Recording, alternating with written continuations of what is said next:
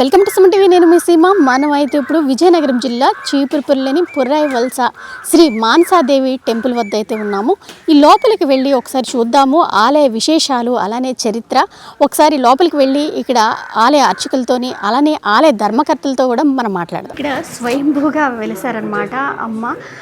అంటే నాగబంధతో ఉండి స్వయంభూగా వెలిసారు. అలానే ఇక్కడ ఆలయ ధర్మకర్తలు కూడా ఎన్నో ఏళ్ల నుంచి ఇక్కడ గుడిని నిర్మించి ఇక్కడ ప్రతిష్ఠించారు. అమ్మవారికి అంటే విశిష్టత గురించి ఒకసారి ఇక్కడ పంతులు ఉన్నారు, ఆయనతో మాట్లాడదాము.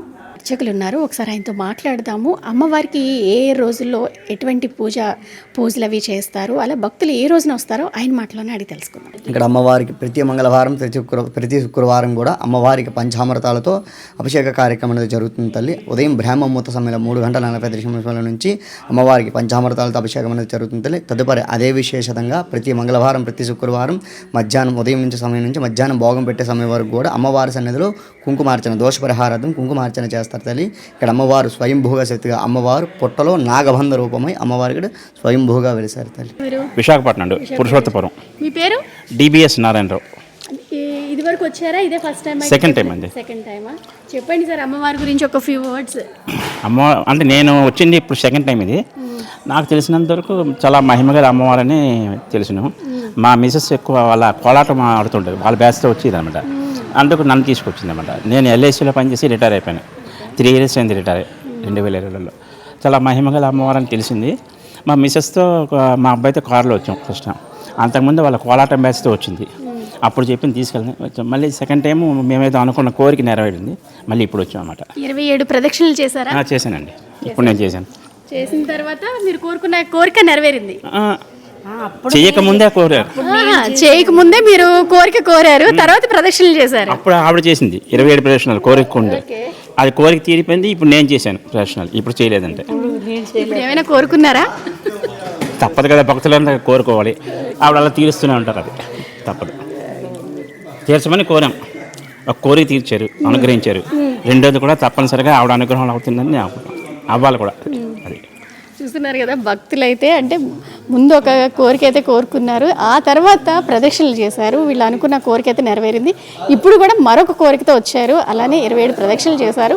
అమ్మవారు ఖచ్చితంగా మేము కోరిన కోరిక అయితే నెరవేరుస్తుంది అని అయితే వీళ్ళు నమ్మకంతో చెప్తున్నారు. ఆ నమ్మకం ఉందని కూడా మాకు చెప్తున్నారు. వీళ్ళైతే విశాఖపట్నం నుంచి వచ్చారు.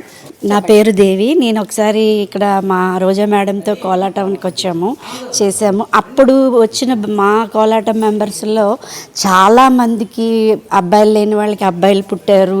అసలు చాలా ఒక 10 ఏళ్ళకి కానీ ప్రెగ్నెన్సీ రాని ఆవిడకి ప్రెగ్నెన్సీ వచ్చి పాప పుట్టింది. చాలా మా బ్యాచ్లోనే చాలా లీలలు జరిగాయి.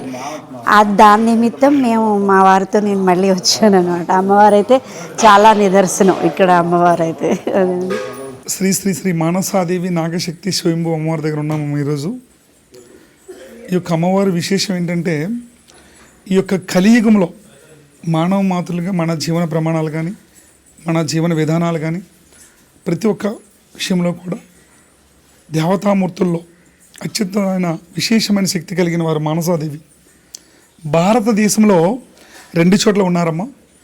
ఒకటి ఉత్తర భారతదేశంలో హరిద్వార్లో బిల్లవ పర్వతంపై బిల్లవపత్ని స్వరూపిణిగా మొట్టమొదటిగా వెలిసి ఉన్నారమ్మ. మళ్ళీ దక్షిణ భారతదేశంలో ఆంధ్రప్రదేశ్లో విజయనగరం జిల్లా చీపురుపల్లి మండలం రామలింగపురము మరియు పుర్రేవలస గ్రామాల మధ్య స్వయంభూ శక్తి స్వరూపిణిగా, త్రికార జ్ఞాన స్వరూపిణిగా, నాగులకి అధిష్టాన దేవతగా, సంతాన దేవతగా, కళ్యాణ దోష నివారణగా, పిన్నింటి వారంట పంట పొలంలో పుట్టలో నాగబంధమై ఏరి కోరించుకుందమ్మ.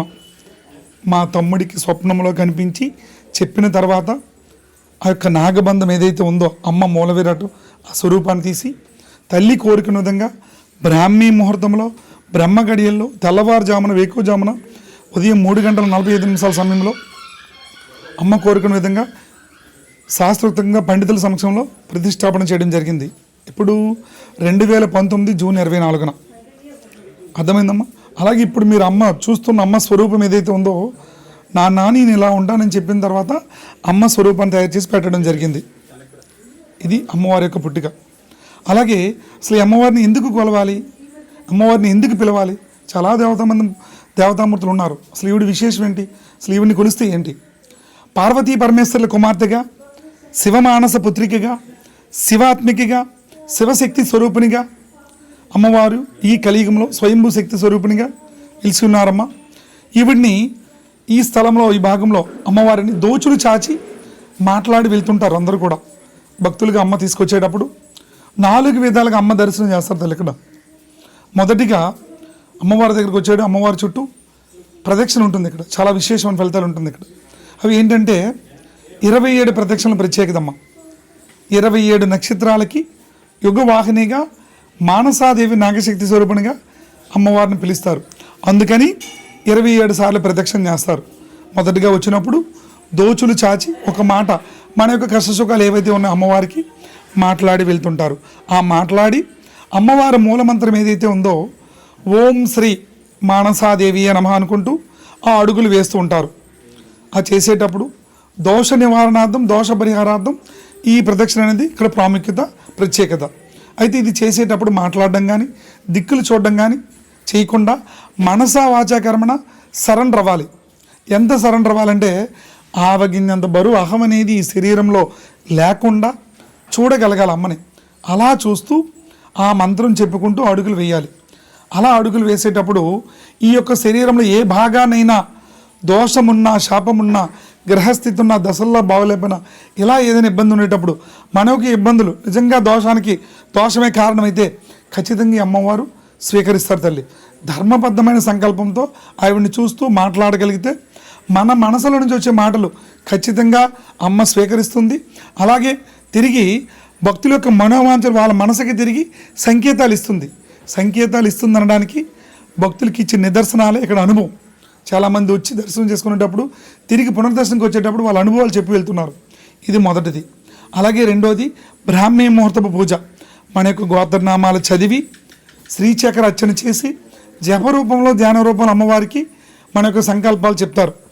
చెప్పిన తర్వాత అమ్మవారికి ఇప్పుడు మనం చూస్తున్న అమ్మకి నిజ రూపంలో పసుపు కుంకాలు, పంచామృతాలు, సుగంధ ద్రవ్యాలతో అమ్మవారికి అభిషేకం చేయడం జరుగుతుంది. అలాగని ఎవరికి మీరు అభిషేకం చేయించుకోండి ఇంతవరకు చెప్పలేదు. కానీ ఆవిడ అనుగ్రహంతో, అనుమతితో ఇక్కడ దర్శనంకి వచ్చేటప్పుడు, వాళ్ళ యొక్క కష్టసుఖాలు మాట్లాడేటప్పుడు, ఇక్కడ ఏదైనా లోటు ఉండేటప్పుడు వాళ్ళ యొక్క మనసుకు సంకేతాలు ఇచ్చి వాళ్ళ మనోవాంఛలను తీరుస్తూ ఇక్కడ ఉన్న లోటును అమ్మ పూర్తి చేసుకుంటుంది. ఇప్పటివరకు ఎవరికి అభిషేకం చేయమని చెప్పలేదు. కానీ మంగళవారం, శుక్రవారం ఖచ్చితంగా ఆ యొక్క బ్రహ్మగడియల్లో, బ్రాహ్మీ ముహూర్తంలో అమ్మకి అభిషేకం అనేది మొదలవుతుంది. అలాగే కుంకుమ పూజ.